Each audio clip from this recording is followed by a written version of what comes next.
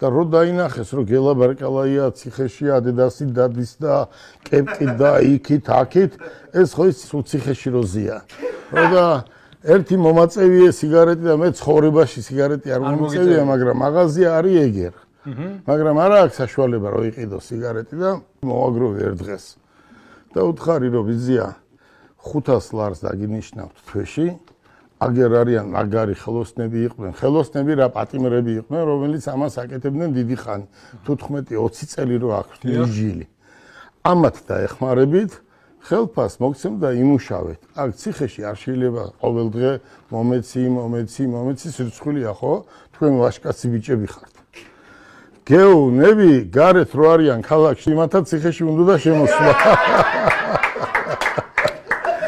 და ეს ნარდით დავიწყეთ და რაღაცა ნარდი, ხატი, ავტომობილები და მინდა თქვენ პირადად და თქვენი მეგობრები თქვენი გუნდი მოგიწვიოთ საქართველოში კი არა ჯერ არსად არ გაკეთებულა ციხეში გაკეთებული ნივთების ერთი 3000-მდე არის სხვადასხვა და არ დაიჯერებ რომ ეს ციხეშია გაკეთებული და ეს არის პატიმრების გაკეთებული ამას ახლა 15-20 დღეში ჩვენ ცენტრში გავაკეთებთ ამის გამოფენას.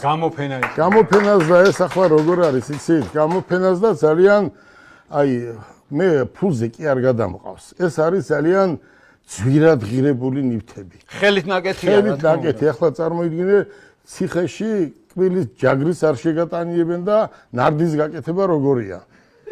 და ეს იმდენად აი ერთი ნარდის გაკეთებას უნდებიან დაახლოებით 7-8 თვე და მე კიდე ვიყავი 6 წელი და ვაკეთე.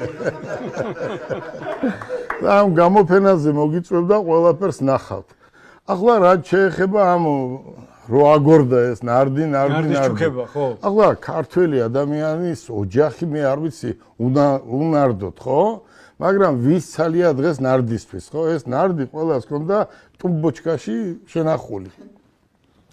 უცებ სამსახურში ვარ ხო გეუბნებით რომ წინასწარ არაფერს არ უგეგმავდა იმ საღამოს ფეხბურთის შემდეგ ცოტა დავლიე ცოტა იქით ცოტა აქით წავედი სახში და ჩამეძინა და რო ჩამეძინა დილით 6 საათზე მირეკავს ყაზახისტანიდან ერთი კარგი მეგობარი და ეს მეგრელები ჩვენ ხო იცი ყველა ერთმანეთის ნათესაები ვართ ხო და ის ნამყოფია ჩვენთან და იცის ეს მეგრელები, სვანები, იმერლები ეს და იმდენად მაგარი ბალეჩიკი ამერისი ბალეჩიკი ვარ ისა ბალეჩიკი და დილით 6 საათზე მირეკავს